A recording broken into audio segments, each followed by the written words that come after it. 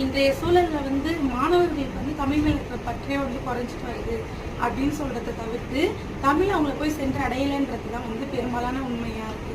அதுக்காக தான் இந்த விளையாட்டை நம்ம ஆரம்பிச்சிருக்கோம். இப்போ அதிகமா கைபேசியில் இருக்கிற விளையாட்டுகளை விட இந்த விளையாட்டு ரொம்ப அருமையா இருக்கும்.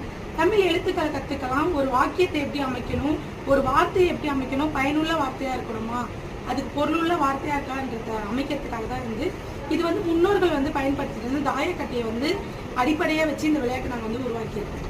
இது பார்த்தீங்கன்னாக்கா உங்களுக்கு உயிர் எழுத்துக்கள் 12, மெய் எழுத்துக்கள் 18, உயிர் மெய் எழுத்துக்கள் 216, ஆயுத எழுத்து 1 உட்பட 247 வார்த்தைகள் எழுத்துக்களை நம்ம இங்கே வச்சிருக்கோம்.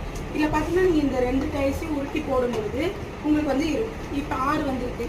6 வச்சு ஒரு எழுத்து உருவாக்குறது. இந்த மாதிரி எழுத்து உருவாக்கி அதுக்கான தேடல் மாணவர்களுக்கு உருவாகும். இதுதான்